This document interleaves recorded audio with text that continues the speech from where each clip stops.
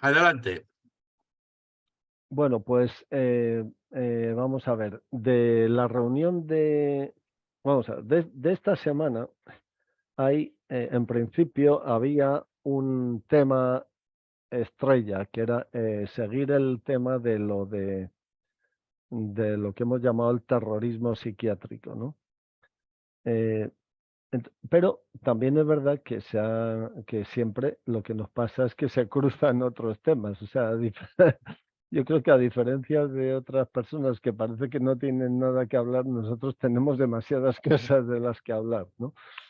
Entonces, yo de todas formas, antes de empezar con el tema de lo de la psiquiatría, quería leer una pequeña carta que me ha llegado a través de Agustina, de alguien que le ha pedido mi correo a Agustina y luego pues me ha comentado una cosa y que está un poco relacionada con lo que está pasando ahora, que es ese silencio tan sospechoso por parte de Ocariz y de los que están ahí a su alrededor sobre el Congreso y sobre lo del cambio estatutario y todas estas cosas. Luego también habría que ver eso en relación con el viaje a Valencia y Murcia, ¿no?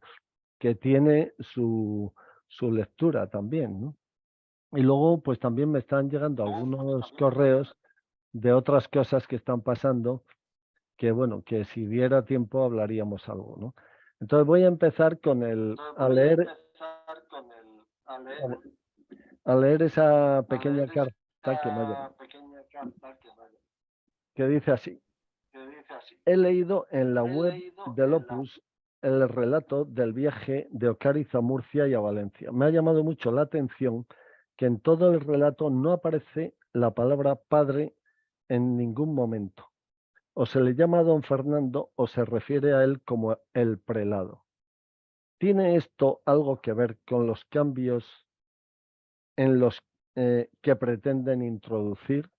O sea, el prelado ya no es padre, no hay familia, será que se han convertido en una asociación y es eso lo que viene a explicar a los obispos españoles en sus viajes de cada 15 días. Bueno, evidentemente aquí yo creo que ninguno sabemos lo que está pasando. Lo más que podemos hacer son conjeturas a base un poco de lo que vemos. Ahora bien, el conocer algo, el Opus Dei nos lleva a sacar alguna conclusión. Eh, mm, en mi opinión, yo creo que siguen apostando por ser prelatura. ¿Eh? O sea que antes del Congreso estuvimos ahí diciendo si a lo mejor pues tirarían la toalla sobre el tema de la prelatura y pasarían a tener otra forma jurídica, pero el peso de los curas pesa mucho, ¿eh? O sea, 2000 curas pesan mucho, en el sentido de que también tienen esa visión mesiánica, de que ahora están atravesando una especie del desierto del Sinaí, pero llegarán a la tierra prometida y por tanto, pues siguen con la idea de ceder sin conceder. ¿Eh? Entonces, ellos la idea de la prelatura sigue en pie. O sea que, ahí, teniendo en cuenta que el Papa, un mes antes del Congreso, en una entrevista, hizo 2 veces referencia explícita a que el Opus Dei es una asociación de fieles y en una entrevista de 15 días antes del Congreso al diario El Perfil, que es un periódico argentino, hizo también referencia a que es una asociación de fieles. Claro, ahí eso parece que tiene algo que ver. Si leemos con lupa los estatutos, el título de los estatutos, veremos que en latín dice, Codex Iuris Particularis Prelature Santa Cruce et Opus Dei. O sea que es código de derecho particular de la prelatura de la Santa Cruz y del Opus Dei, o sea, de dos cosas. Por eso cuando el Papa dice que el Opus Dei es una asociación de fieles, pues parece que pueden ir por ahí los tiros. Y cuando siguen insistiendo en que simplemente han modificado algunos artículos de la prelatura, pues parece que quieren seguir siendo prelatura. O sea que ahí, en realidad, hay dos cosas. También hay un dato, y es que en la bula Ut-Sit, por la cual se erigió oficialmente y solemnemente el Opus Dei en prelatura personal el día 19 de marzo del 83, con la entrega de la bula por parte del cardenal Carboni a Álvaro del Portillo. En la bula Ut-Sit, actualmente derogada, importante eso, derogada por el motu proprio, derogada explícitamente. En la bula Ut-Sit habla de la prelatura de la Santa Cruz y Opus Dei, y a continuación pone abreviadamente Opus Dei. Y luego hubo un simposio en Roma en el que intervino Juan Pablo II, y al hablar de la prelatura de la Santa Cruz y Opus Dei, con una sonrisa de picardía, el Papa hizo un inciso en el que dijo abreviadamente Opus Dei. ¿Eso qué quiere decir?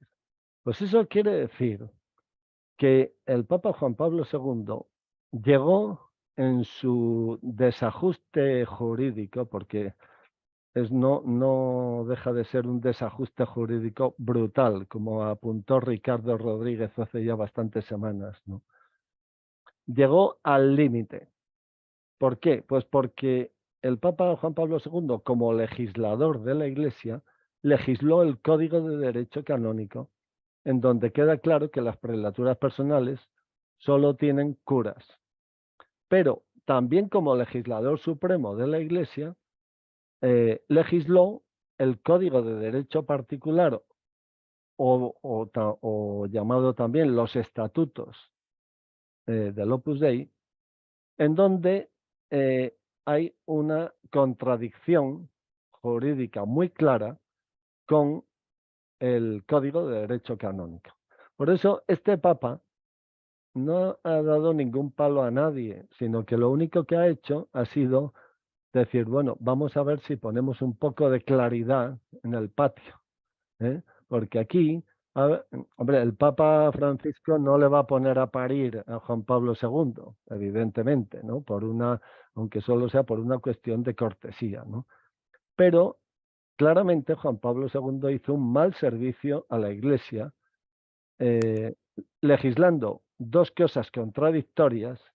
Por una parte, los artículos 294 y 297 del Código de Derecho Canónico, y por otra parte, los estatutos del Opus Dei, en donde ahí los laicos parece como si formaran parte de una institución en la que, según el derecho general, solo caben curas. O sea, eso es una contradicción como un piano. Este Papa lo primero que ha hecho ha sido derogar la bula Ut-Sit, con la cual ese inciso de decir abreviadamente Opus Dei ya queda absolutamente derogado. Ya lo que queda son el Código de Derecho Canónico y los estatutos. El Papa podía haber optado por cambiar el Código de Derecho Canónico, pero lo que ha dicho es que hay que cambiar los estatutos, lo cual es algo muy lógico en cualquier legislador. O sea, lo lógico es que cambien las normas de rango inferior y se adapten a las normas de rango superior. Eso es lo sensato, ¿no? Entonces, ahí, ¿qué es lo que pasa? Lo que pasa es que el Opus Dei sabe que que el futuro está en que va a haber dos cosas, que son, por una parte, la prelatura de la Santa Cruz y, por otra parte, una asociación de fieles que está por ver cómo se articula con esa prelatura personal. Es decir, cómo se articula esa cooperación orgánica que establece el Código de Derecho Canónico, voy a ceder la palabra inmediatamente a Guillermina y a Ricardo, que le están pidiendo. ¿Cómo se articulan esas dos cosas? Porque, claro, en la medida en que sean dos entidades independientes, está claro que el prelado ya no va a tener la más mínima jurisdicción sobre los laicos. Ya, porque incluso las asociaciones de fieles pertenecen a un dicasterio diferente y además son erigidas por la jerarquía de la Iglesia. Es decir, si es una asociación internacional de fieles, la erige el Papa. Y si es una asociación nacional, la erigen o bien la conferencia episcopal o incluso los obispos residenciales en donde actúa esa asociación. O sea que el panorama que tienen aquí es problemático. Y dicho esto, digo una cosa que sé que ha pasado en Valencia y en Murcia. Y es que mientras la gente lo que ve son las tertulias esas en las que hay mucha gente que no se sabe de dónde viene, mucha gente en Murcia y en Valencia y que parecen extasiados de ver al Padre y embobados, pues la realidad es que el prelado ha ido a otras cosas. De hecho, en Murcia el prelado tuvo una comida con sacerdotes, con 30 sacerdotes.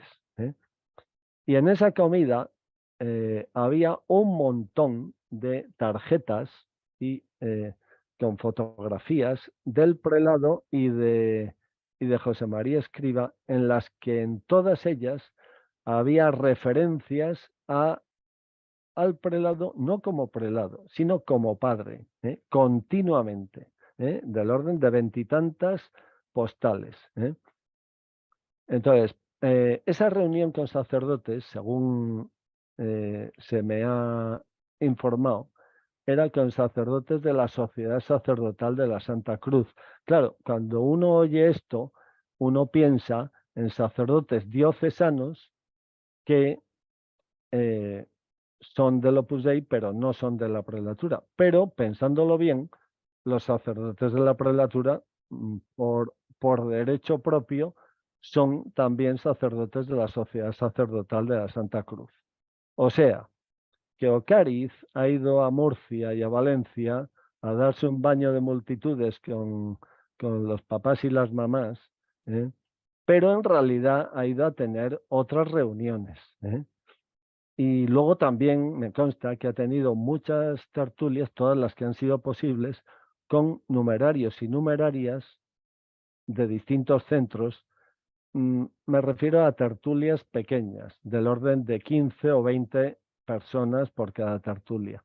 Esas tertulias no es que vayan a tener nada en especial. Yo tuve una de esas con Javier Echevarría cuando estuvo en Córdoba en el año 2009.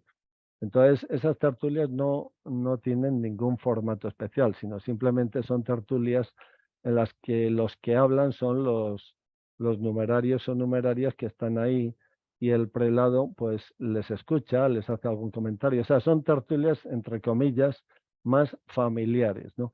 Todas estas cosas están enfocadas a un objetivo y es ya que están perdiendo la batalla jurídica, están intentando ganar la batalla emocional. Y la batalla emocional es que aunque de cara a la galería Ocariz aparezca como don Fernando o como el prelado, en realidad, de cara a los que a él le interesan, aparece como el padre. ¿Por qué? Porque es la única manera que tiene ahora de salvar los muebles que le quedan. Es la única manera, porque se le están yendo curas, se le están yendo numerarios mayores. Y la única manera que tiene de salvar un poco los muebles que le quedan es tener esas reuniones en las que el mero hecho de estar con 20 o 30 numerarios o en una sala de estar, pues ya es otro ambiente distinto, más íntimo, más familiar y de alguna manera mueve más el corazón y menos lo jurídico. Claro, por otra parte, lo que parece también que está cantado es que a Ocari se le va a ir al traste ese artículo de los estatutos en donde se dice que el prelado tiene potestad absoluta sobre el fuero externo e interno de los sacerdotes incardinados en la prelatura. O sea, quiero decir que eso es como la legalización de la esclavitud. Eso no pasa en ninguna diócesis del mundo. Y claro, eso se le va a acabar. Lo mismo que se le va a acabar también el cargo vitalicio. ¿eh? Y yo creo que todo esto tiene sentido en la medida en que están ganando tiempo en la medida en que pueden, ¿no? Por ejemplo, hay una cosa que les ha salido mal, y es que el Papa hace 10 días entró en el Gemelli con una enfermedad muy grave y le tuvieron que operar de urgencia. Ayer, afortunadamente, salió sonriente de la clínica Gemelli y lo que dijo a los periodistas es, sigo vivo. O sea, que quiero decir, el que pueda entender, que entienda, ¿no? O sea, yo creo que ahora mismo en Roma hay bastante gente que está deseando fervientemente que el Papa se muera. ¿eh? Hombre, yo creo que en el Opus Dei también, ¿no? De hecho, a mí ha habido quien me lo ha medio sugerido, pero bueno, parece que de momento sigue vivo el Papa, Y este verano, pues yo creo que pasarán cosas, ¿no? Porque el año pasado, el día 22 de julio, fue cuando tuvo lugar el motu proprio ad carisma tuendum, ¿eh? Y parece ser que en el Vaticano ya están hasta el gorro de esperar ¿eh? a que en el Opus Dei deshojen la margarita, ¿no? Bueno, Ricardo y Guillermina, os cedo la palabra. A ver, Ricardo.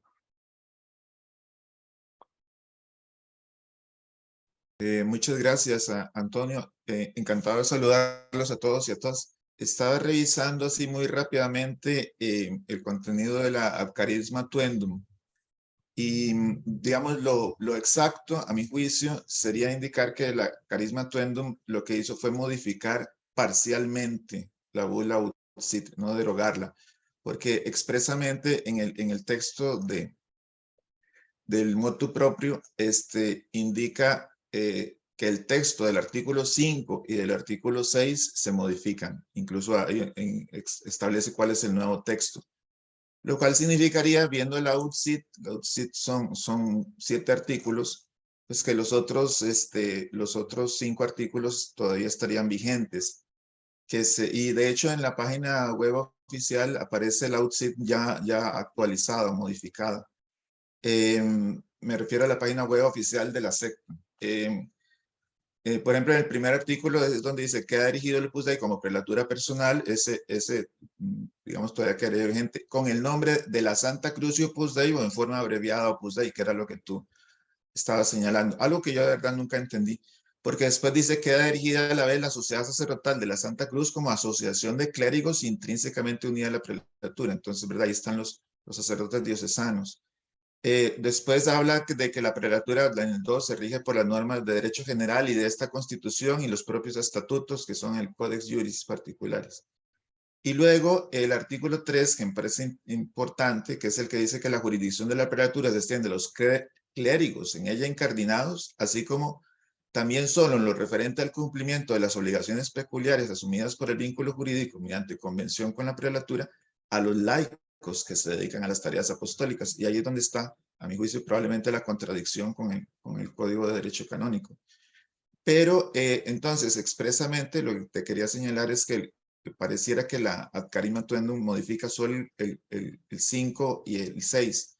El 4, por ejemplo, es el que establece que el ordinario de la prelatura es el prelado, y que la elección se hace de esta manera y la confirma el Romano Pontífice. El 7 es el que dice que el gobierno está en Roma, que el oratorio de Santa María de la Paz es iglesia prelaticia y no sé qué otras historias.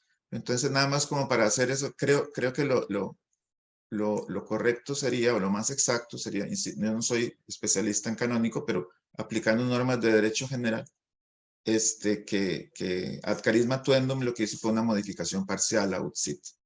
Gracias, Antonio. Oh, te lo agradezco porque se ve que yo lo leí mal y estaba equivocado, sí. O sea que te lo agradezco. ¿Qué tal, Guillermina? ¿Te parece? Guillermina, tienes la palabra. Hola, sí, hola a todos. No, lo que ya dijo Ricardo, es decir, que el motu propio lo que hace es modificar, son unos artículos de la bula. Y otro comentario breve es el tema de lo que dice del fuero interno.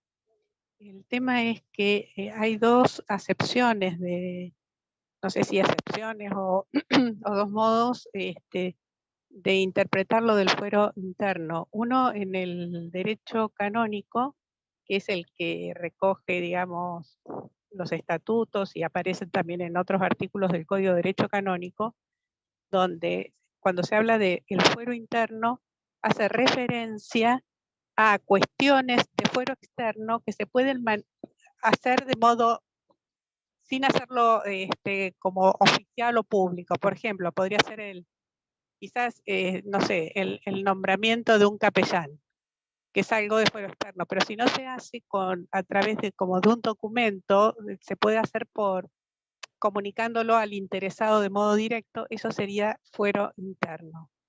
Y la otra acepción, que es con la que normalmente estamos hablando en estos coloquios y demás, ya es un concepto más general que hace referencia a la intimidad de las personas.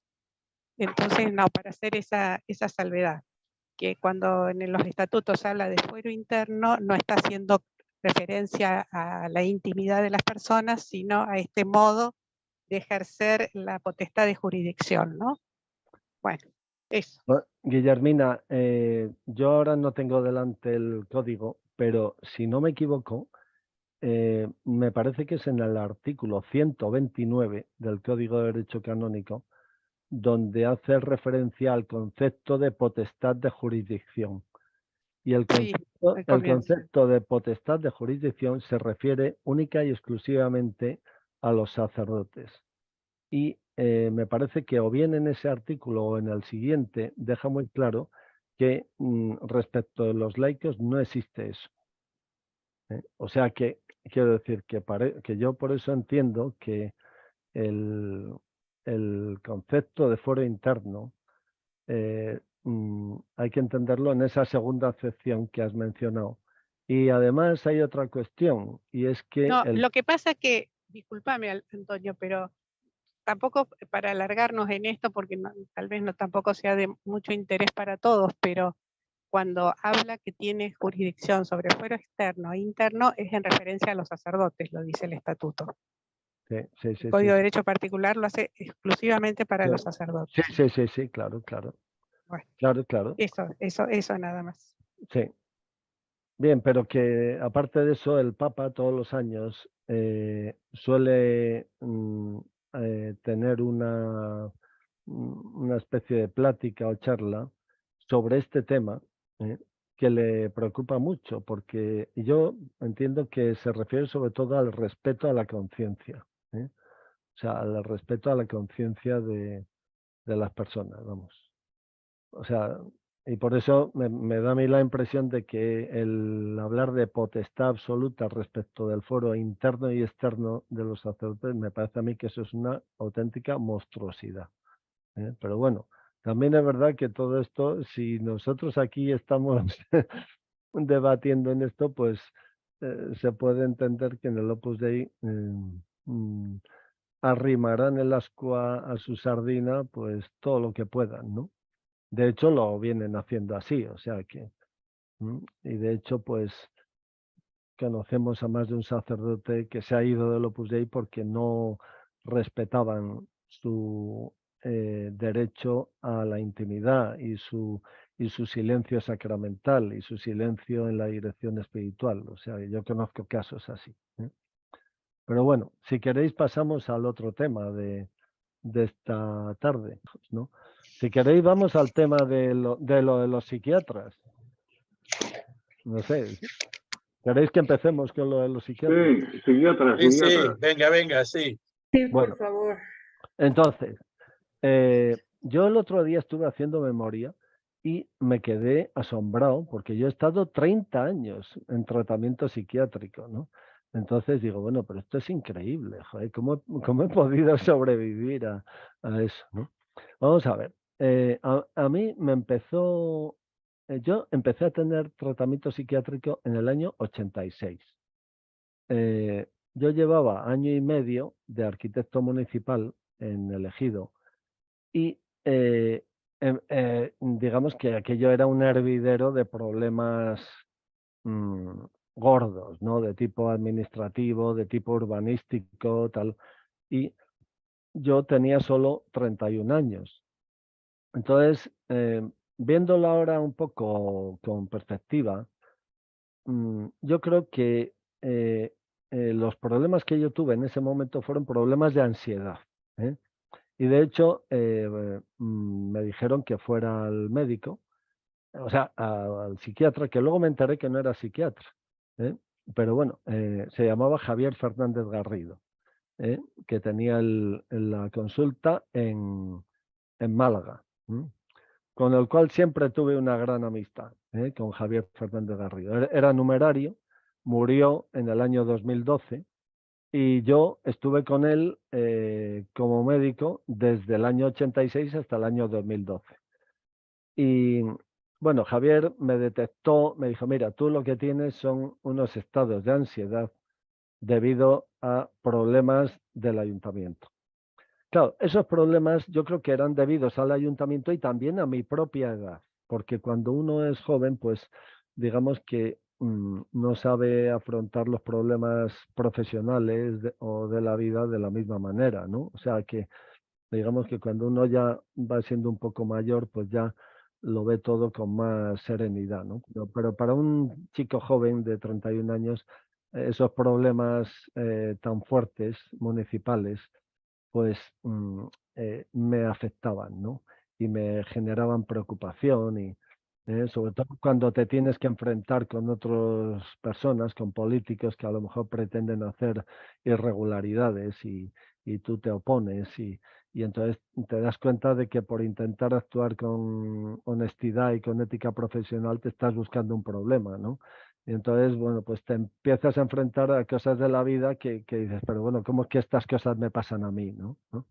Entonces, yo creo que esos problemas de ansiedad están a la orden del día, ¿no? Y en la sociedad en la que vivimos todavía más, porque hay mucho, digamos que hay mucho navajazo, hay mucha falta de ética, hay mucho canalla, ¿no? O sea, bueno, el caso es que yo eso creo que no pasó de ser una cuestión menor.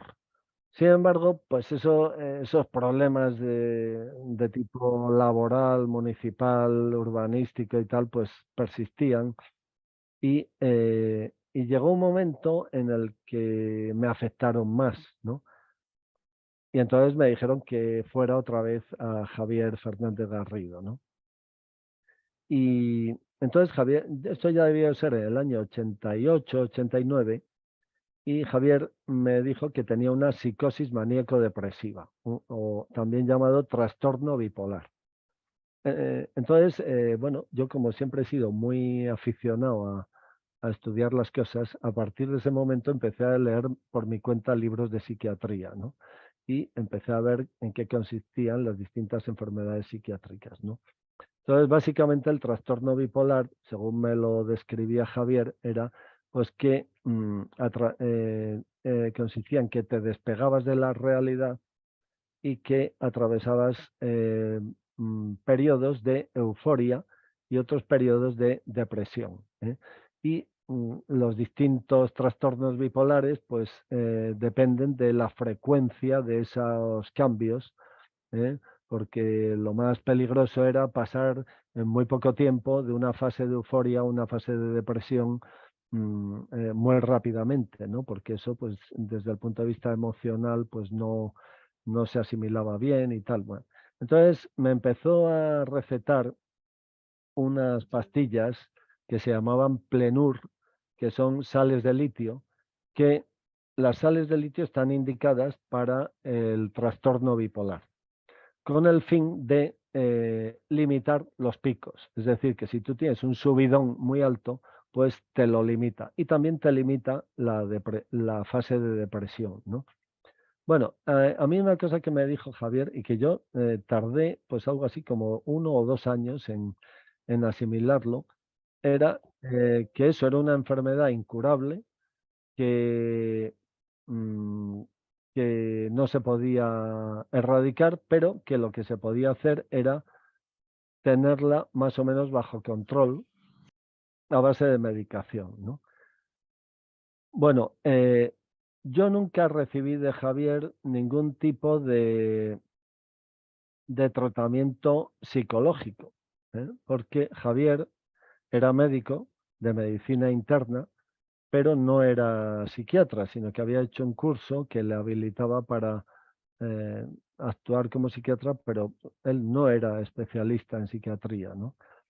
Y, y entonces, bueno, pues el, digamos que ahí yo creo que lo más difícil es asimilar que uno es enfermo mental, ¿no? O sea, ahí me acuerdo que tardé tiempo y ahí pues eso era una cosa machacona por parte de Javier y por parte del que llevaba mi dirección espiritual, en el sentido de que encima si no te autoconsiderabas enfermo eras un soberbio, ¿no? O sea, o sea que tampoco había mucha escapatoria, ¿no? Y claro, ahí ya hubo un momento en que yo dije, bueno, pues ya está, yo soy un enfermo mental, ¿no? ¿Eh? Y entonces yo me di cuenta de que estaba totalmente vigilado por parte de los directores del centro en ese tema.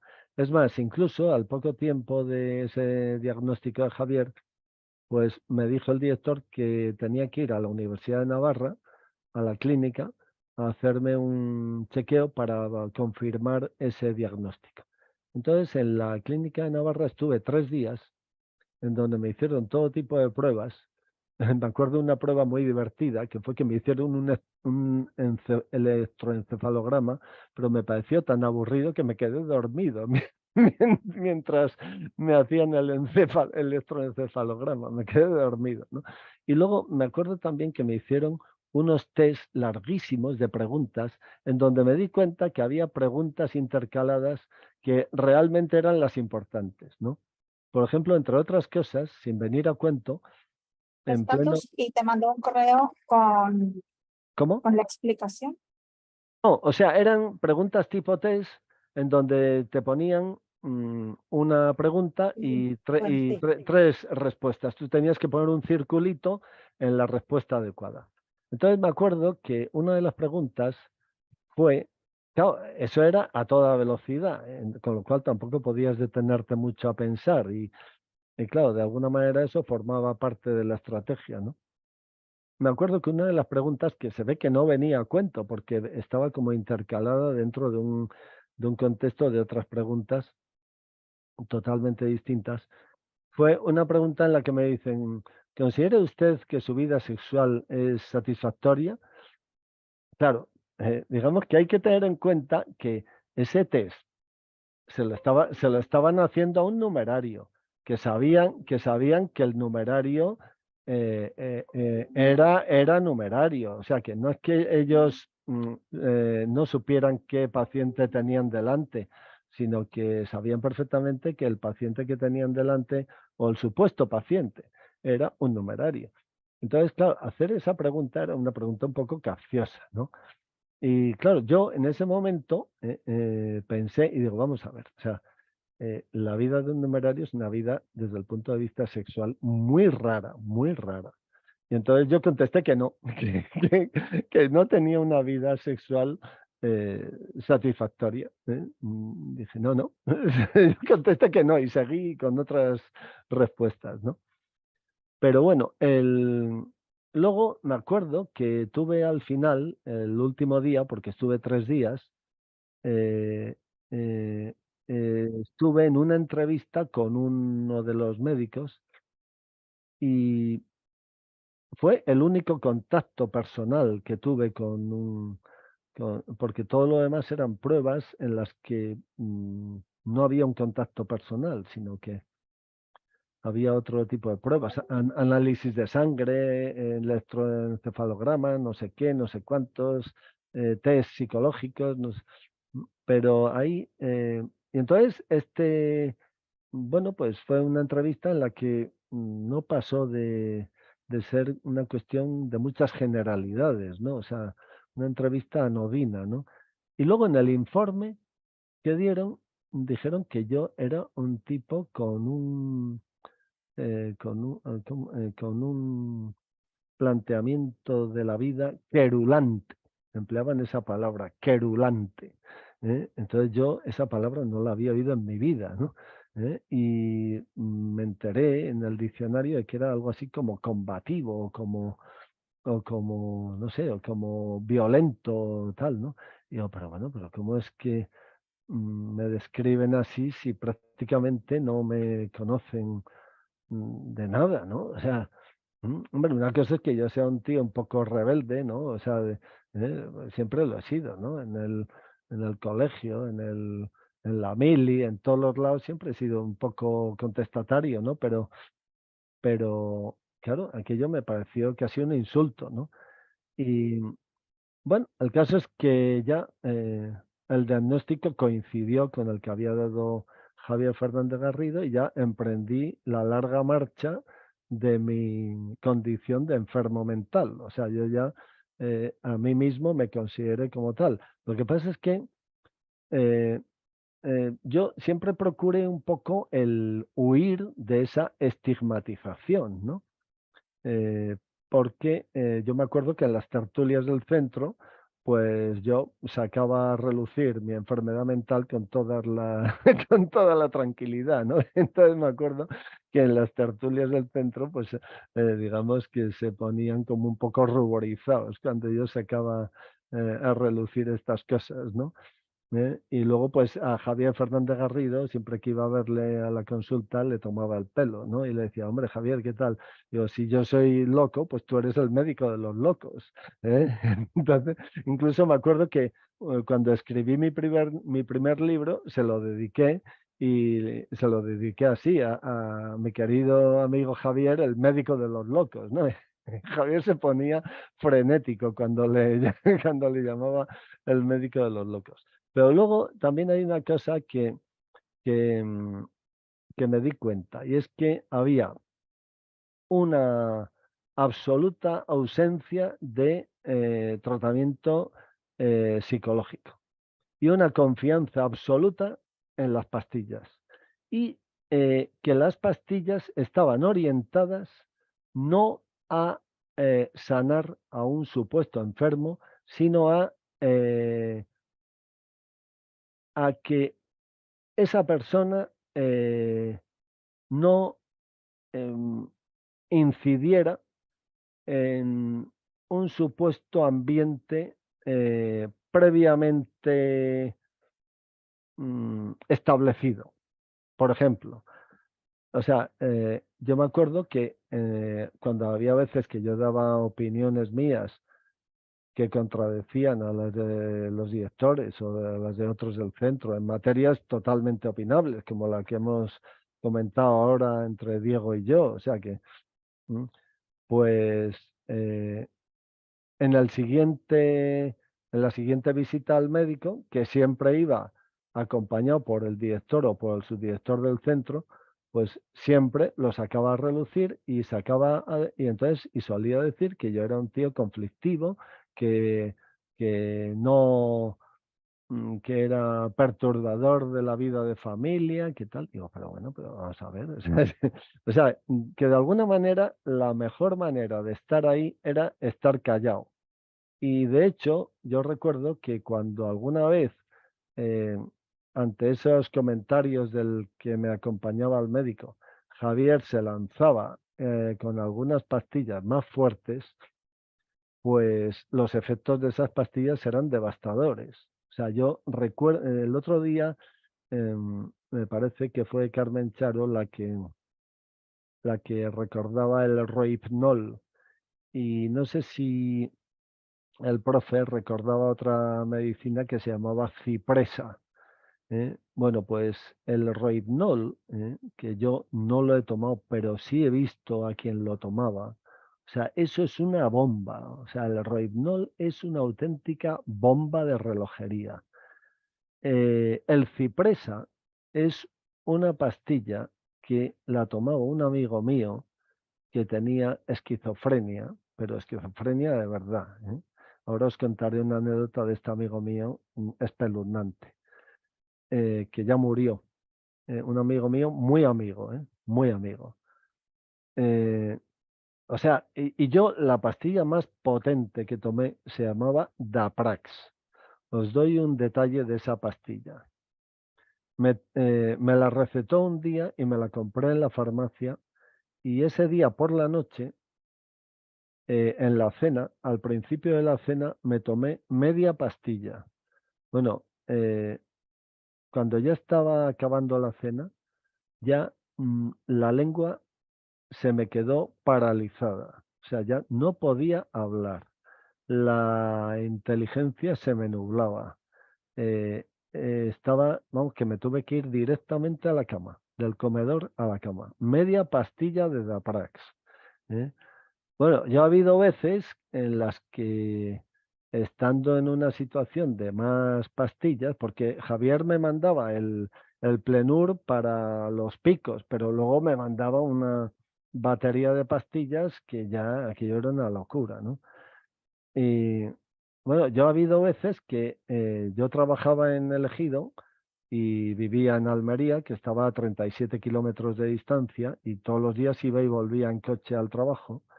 Y había veces que me tenía que parar en la carretera 2 veces porque me dormía en el coche. O sea, quiero decir que era una locura o sea, digo, bueno, es que me va a matar en la carretera, ¿no? O sea, porque iba totalmente zumbado. O sea, entonces ya hubo un momento en que yo ya a Javier le dije, vamos a ver, Javier, mira, yo tengo entendido que el ser humano es un animal racional que tiene memoria, entendimiento y voluntad. Entonces, pienso que además de pastillas, como resulta que tengo inteligencia y voluntad, pues a lo mejor puedo hacer por mi parte algo más, ¿no te parece? O sea, porque que yo sepa, pues el ser humano no es solo química, o sea, pastillas por aquí, pastillas por allá, ¿no? Sino que, bueno, pues también a lo mejor algo podré poner de mi parte, ¿no? ¿Eh? Y claro, ahí yo creo que Javier ya empezó a darse cuenta de que el rollo de las pastillas no le iba a ir tan bien, ¿no? Y entonces, poco a poco, yo fui llevando como una especie de cruzada. ¿eh? Yo ya hubo un momento en que le dije, mira, Javier, vas a tener que quitar las pastillas. O sea,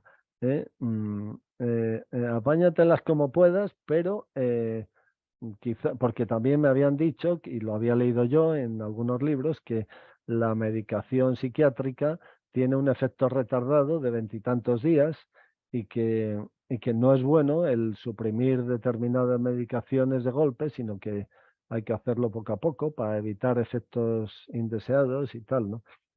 Y entonces, bueno, pues ahí, entre eso y que yo cada vez que iba a la consulta de Javier le tomaba el pelo, pues ya, yo creo que Javier ya, después de 20 y tantos años aguantándome, pues ya poco a poco iba cediendo, hasta que ya, yo creo que fue en el año 2004, cuando me empezó a decir una palabra que me resultaba nueva, pero que me la estuvo diciendo hasta que se murió, y era que, dice, bueno, mira, Antonio, tú en realidad ya estás eutímico. Me decía, eutímico, tú estás en estado eutímico. Y yo le decía, Javier, ¿qué es eso de eutímico? Me decía, pues mira, en estado eutímico quiere decir que tú sigues teniendo la misma enfermedad, o sea, tú tienes trastorno bipolar y tal, pero cada vez se va manifestando menos. ¿eh?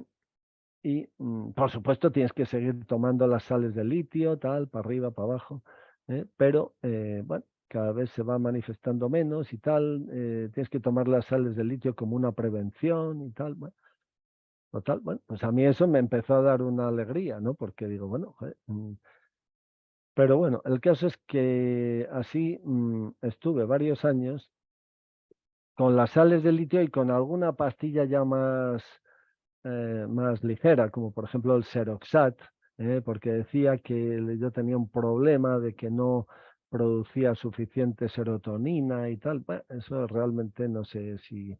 Pero bueno, el caso es que... eh, bueno, el caso es que un buen día o un mal día, estando yo en el curso anual en Galapagar, pues me entero que a Javier le ha dado un infarto y que se ha muerto. Digo, vaya por Dios. Y bueno, entonces yo, como ya tenía la mentalidad de que yo era un enfermo mental, pues le dije al que llevaba mi charla, ¿no? Le dije, oye, se me ha muerto el médico, quiero otro. Y además, como ya tenía asimilado que yo como numerario tenía que ir a un médico que fuera numerario, pues le dije, bueno, pues búscame algún numerario que sea psiquiatra y tal. Entonces me planteó dos y elegí a uno de ellos que ese sí que es psiquiatra. Ese sí que es verdadero psiquiatra. Y empecé a ir con él. Y me llamó mucho la atención porque tras un par de veces en las que yo creo que me tanteó un poco y tal, me dijo a la tercera vez que fui a su consulta, yo iba ya cada 6 meses, porque al principio, a principios de los años 90, iba cada 3 meses, pero luego ya iba cada 6 meses. Y entonces me dijo, mira, Antonio, yo me planteo contigo el objetivo de que te voy a quitar toda la medicación, incluidas las sales del litio. Entonces yo le dije, oye, pero entonces, ¿tengo o no tengo trastorno bipolar? Y me dijo, sí, lo tienes, pero bueno, pero que, claro, yo eso no lo entendía, porque si uno tiene trastorno bipolar, parece lógico que tome una medicina de tipo preventivo para evitar que en un momento determinado tenga unos picos. Pero si ya no le hace falta esa medicina, pues ya a mí lo que me extrañaba era que me dijera que tenía trastorno bipolar. Pero bueno, bien. El caso es que yo seguí ya yendo con este otro médico.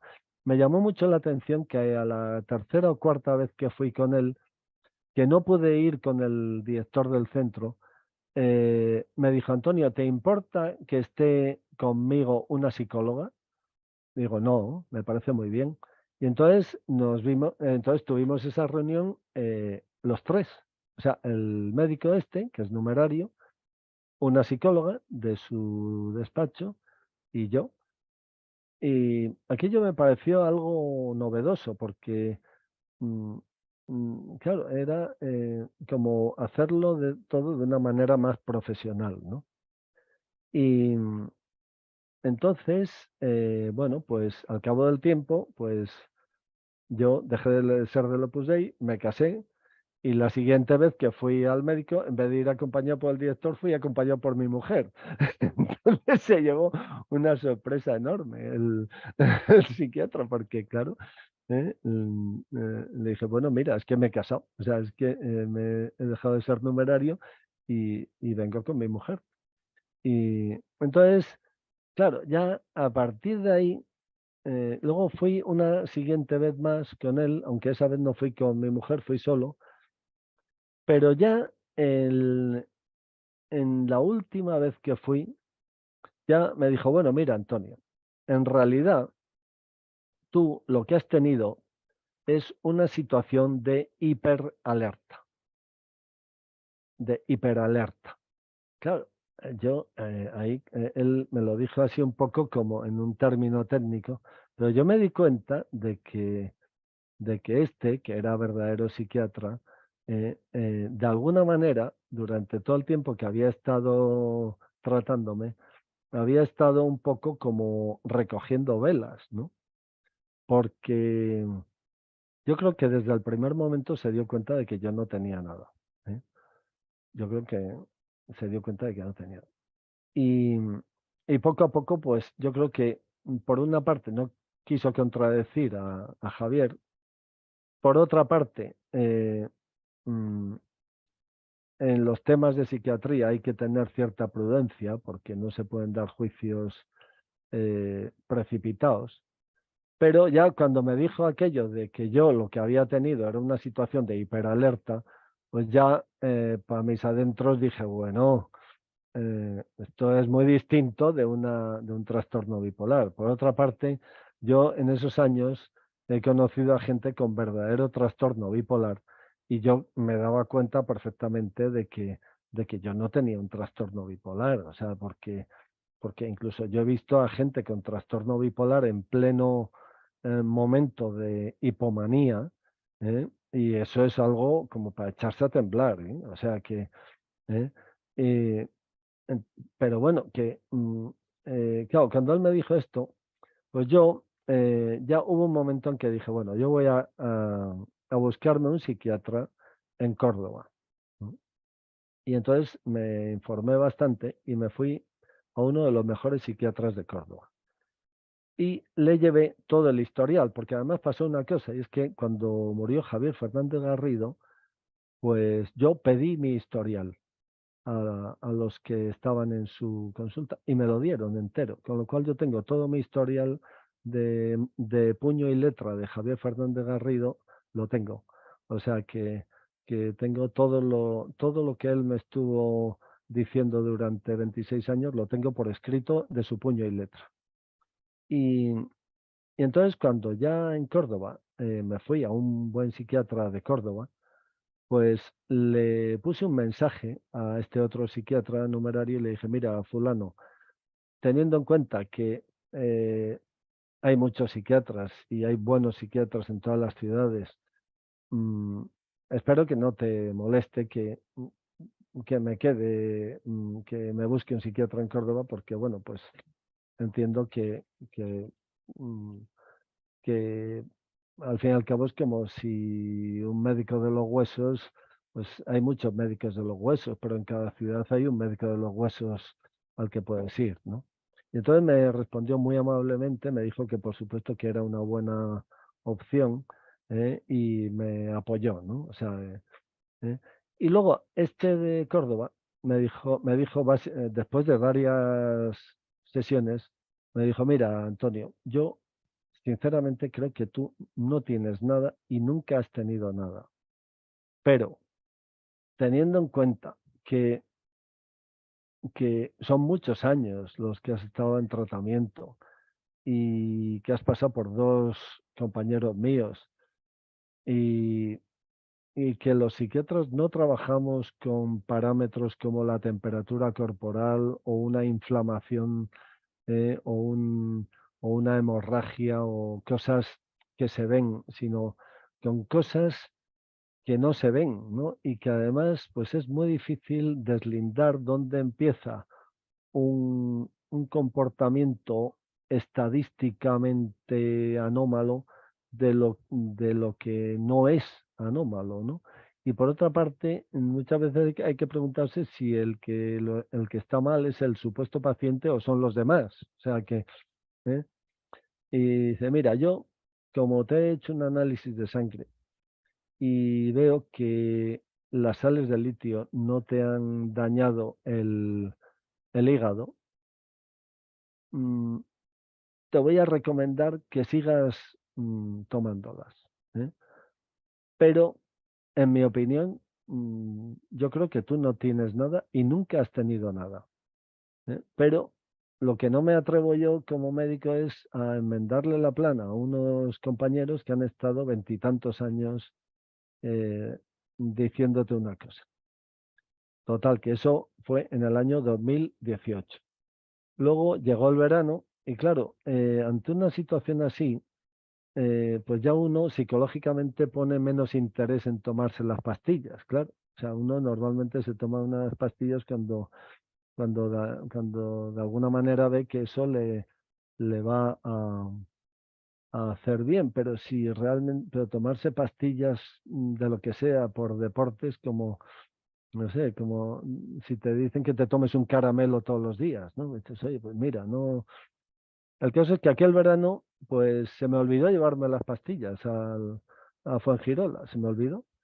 Y se me olvidó comprarlas y cuando me quise dar cuenta llevaba un mes sin tomar las pastillas y me encontraba igual. Y, y al volver del verano, pues ya no me las compré y ya no volví a ir al psiquiatra. Y, y así hasta hoy. O sea que esa es un poco la trayectoria, ¿no?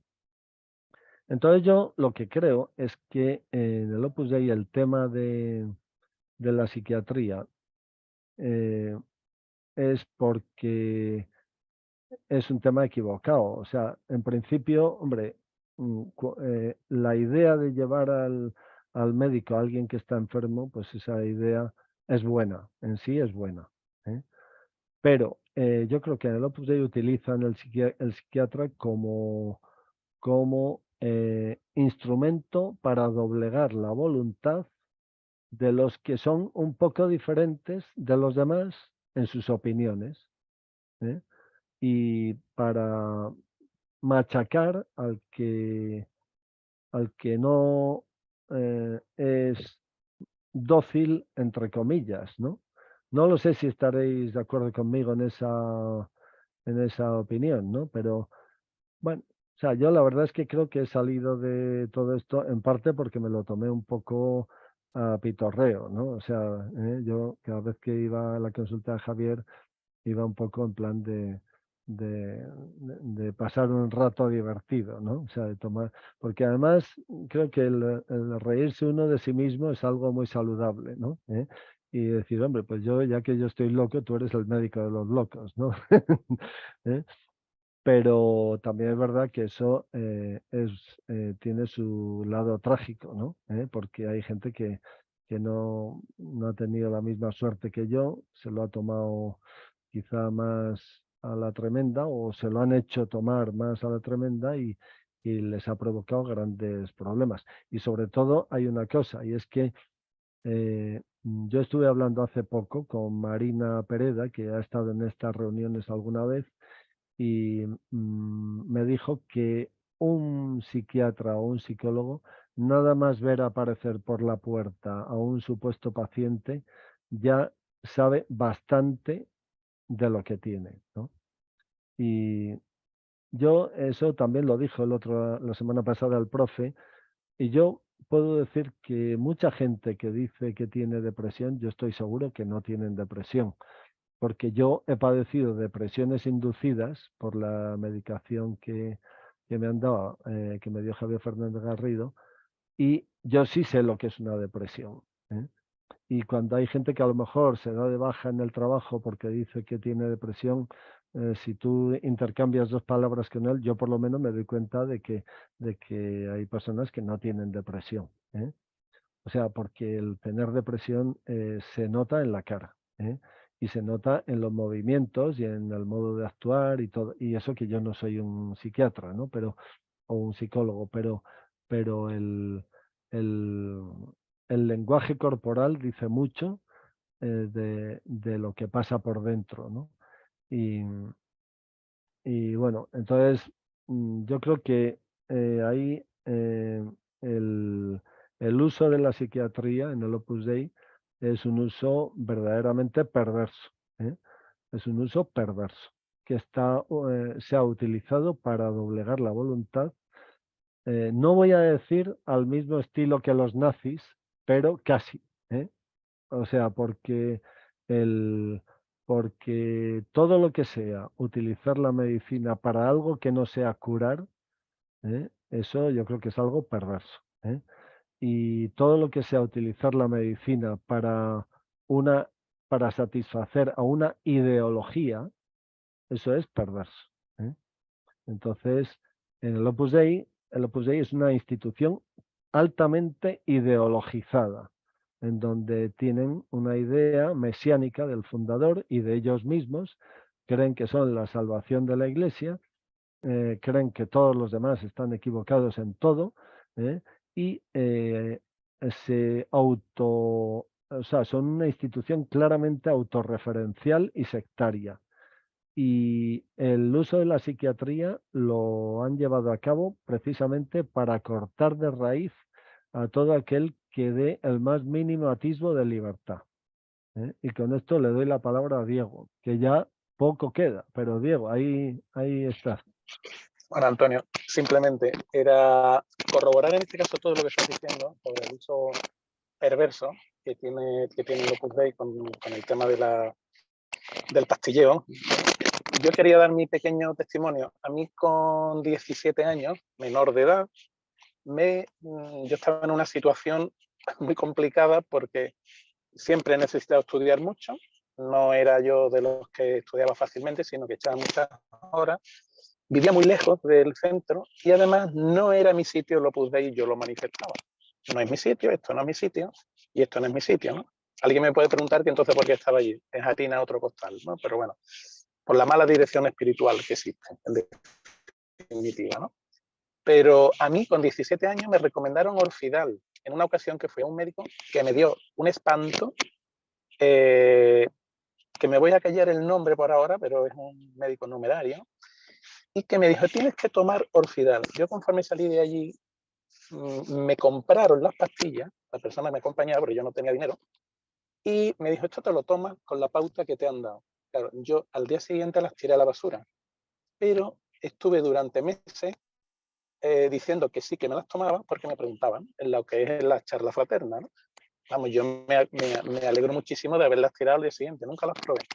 Sé que es algo usual, no sé exactamente, bueno, sí sé lo que es el Orfidal y tal, ¿no? Pero pongo la luz o el foco de luz en que se le administraba a un menor, que era yo.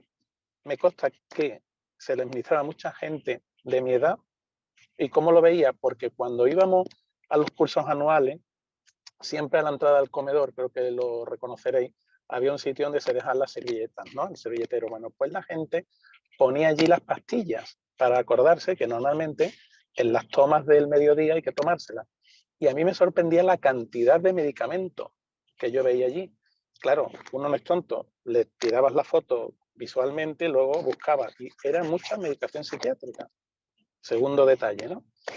Y tercero, no ya las pastillas, sino es perverso lo del Opus Dei porque puede crear problemas psicológicos, psiquiátricos, incluso tener depresiones por una mala dirección espiritual. Quiero también poner ahí un poco el foco, aunque no queda tiempo, ¿no?, para tratarlo, ¿no? Simplemente eso. Creo que en este caso hemos coincidido, Antonio.